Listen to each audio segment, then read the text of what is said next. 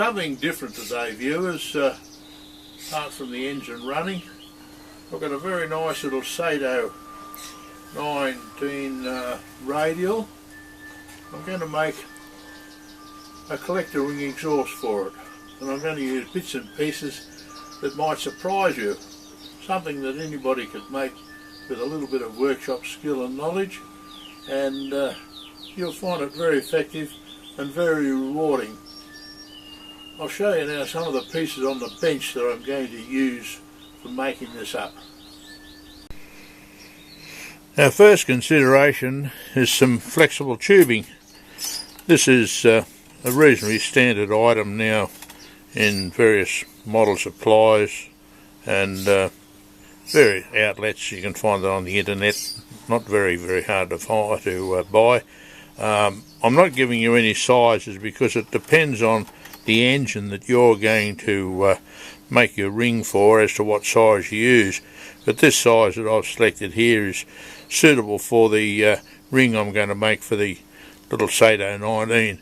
You might find you'll also need some K&S tubing to use as a filler for the next part of the bits and pieces for all the joining.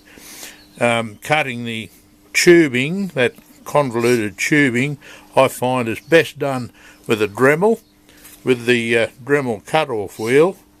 These are the flexible ones, lock on, quite safe. Make sure you use a pair of safety glasses, very important. Alright, I'll show you the rest of the bits now. Right, this is the major piece that made the job a lot easier for me to design. And as you can see, they're just ordinary plumber's capillary fittings for water pipe. Again, available in a range of sizes. You select the size to suit your particular project. These ones here, these are the 15mm for common water pipe, well and truly marked, as you can see, 90-degree bends and various curves and tees and so forth. And one of the beauties of these now, contrary to what they were like many years ago when they were quite heavy cast brass, these are super light. They're quite thin in section. As you can see, there's not much to them, and they've also shortened them. Now these are going to be perfect for the job we're going to do. You'll need headers to connect your collector ring exhaust to the headers in the engine. I've made mine myself. These are the little sleeve nuts that I've made up, but these are available as a spare part from Sato if you don't have the facilities for making them. And the brass piece I've just machined out of solid. Not a great job to do these. This one here, that's got a plug ring, just an ordinary glow plug or spark plug ring, silver brazed on the end. And this one here, I just got a bit of thick copper wire, brazed it on the end, and then just put it in the pedestal drill and shaped it up with a file. This one here is a bit of copper tubing, which I flared out with a simple flaring tool, and again put in the pedestal drill, bored it down onto the file, and then a bit of sandpaper to square the end off. You can buy these fittings from Sato. These are Sato single length extension exhaust. This might be the easiest way to go if you don't have the facilities to make the pieces up. Just buy 3 of these, cut them off to the length you want, strip the paint off, and then you've got it. There's the little sleeve nut. Everything's ready to go for your header. A bit of calculation using Pythagoras or your little calculator. Work out the diameter you want. Remember, diameter equals pi d, whatever the diameter is. That gives you the circumference or the you want of the whole ring, and then you can work out, as I've roughly written out there, you can work out the length of the segments. I worked it all out, checked it all out before I cut it, measured it again, checked again, and this is my little kit of pieces ready to go. You'll notice the rings there, these rings here, they're to make up the difference in the diameter of the flexible tubing and the capillary fitting, so that they're just a slide-in fit with a little bit of tolerance, because we're going to be silver brazing, and you need a little bit of room for the silver brazing to go in. All very, very nice and easy to do. Get it all planned up, make your kit, and start assembling. You'll need a brazing tool. When you get around to doing your silver soldering, if you're a bit concerned about the silver brazing material flowing down over areas where you don't want it, you can use these correcting fluids, whiteout, two different types here. One's a quick dry one, but several brands of those. That, as you see, I've painted it around that T-fitting there on the edges. Where the whiteout is, there's no silver brazing. The silver brazing won't run onto that whiteout, and it'll withstand incredible heat. There's no problems there. It's a very good masking. I'm not too concerned about it with my job, because I'm going to be spray painting it when it's all finished, and painting it black, but I'm also a bit judicious with the use of silver brazing. I don't like to waste the rod, so it won't be running over the edges. But it does, any job you're doing with silver brazing, it does help quite a lot. And to get this whiteout off the job when you're finished, just to soak in a bit of a weak solution of caustic soda will clean it off quite well. And as far as holding the various bits and pieces, these little helping hand, freely available model business and so forth, you can make your own up. This is one that was made up years ago. It's an old battery, actually, old telephone battery, I think it is, from way back, but I've used this one for many years. It'll hold the job quite nicely, and the grip with the little alligator clip there doesn't act as a heat sink. Quite a good way of holding the jobs. There's nothing worse than trying to set a job up when you're silver brazing. It starts to move, you inadvertently grab it, and of course it's red hot, burnt fingers. This is one way you might consider for doing your setup. Alright, we'll start doing some silver brazing in the next episode.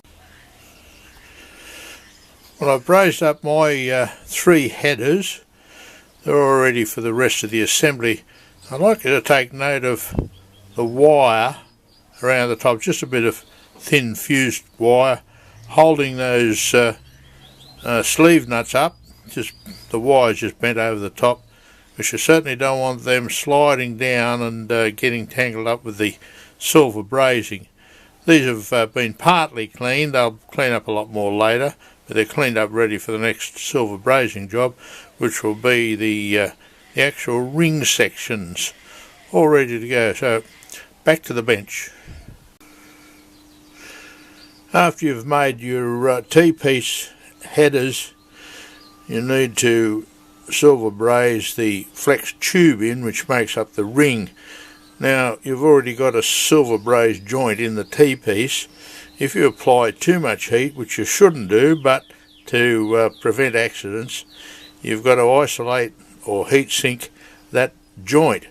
Now, there are various ways of doing this. The first one here, I've rolled up about 10 or 12 layers of alfoil into a strip and wrap that around the joint. Now, the aluminium acts as a very good heat sink, and that'll help prevent the first joint from undoing with the heat.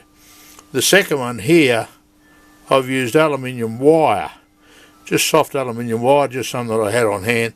I've wrapped that around. That'll add the heat sink qualities to that particular joint if you want to use that method.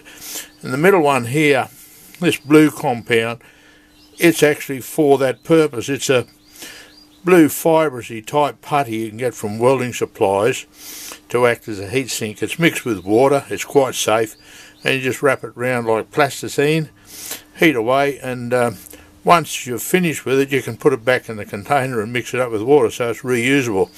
It's all ready to go. So I'm going to start doing my ring construction now, brazing the first one in before I start doing the forming. Let's go. If you want the final outlet of your exhaust pointing straight down around the centre line of the engine, you'll have to adjust where you cut your bottom piece of flexible tubing, because the exhaust pipes aren't equal from the bottom position. One's on top of a cylinder, one's underneath the cylinder. You cut one piece a bit shorter, one piece a bit longer. You can see that I've cut mine that way. This way, when it's set up in the engine, that outlet pipe, the brass pipe there, is going to be vertically down. You can select how you want it, what you want to do with it. For the final assembly, you'll find the job is a lot easier when it's done with the unit on the engine in its position. Otherwise you're going to have a lot of trouble later on trying to line up your outlets with your exhaust on your engine. Don't worry too much about the shape at this stage. Once it's all cleaned up, we can pull it all around so it looks a bit more circular. But at this stage I know for sure that when I undo those headers, clean it up, they're going to go back in again without any great problems. Now the next job is a bit of a clean up before I paint it, and we do this with a solution of caustic soda, which cleans off all the flux residue from the silver brazing, cleans the job up very nicely, gets it ready for painting, in my case matte black. Alright, we've just had a clean up in a hot caustic solution, caustic soda and water, and just brought it up to moving bubble with the gas situation. And we've got to be very, very careful of caustic because it'll tear flesh off you. It's very, very dangerous stuff. Handled carefully, not a problem at all. But as you can see, it's cleaned the tubing up very, very nicely. All the flux is gone. So we're now ready for a little bit of a polish up, and I'm going to spray paint it. Well, the job's all finished now, and I'm very pleased to say that everything fitted nicely. It went straight onto the engine without any pushing or pulling. Maybe not 100% circular, but it doesn't greatly matter. We could move it around if you want to get it circular, but it's not going to affect it in any great extent, but close enough for this job. I'm quite pleased with the job. I'm quite pleased with the weight, which turned out at 182 grams complete. No great weight to have on the front of your model with the engine. I'm about to go and test it now, so we'll see how it runs and hear what it sounds like on the test bench. Well, here we are on the test bench, and as you can hear, it's quite nice at that speed. It's working very, very nicely. Nothing's fallen to pieces, no leaks, and I've given it a bit of a rev up, and it sounds quite nice. I'll give it a bit of a blast for you.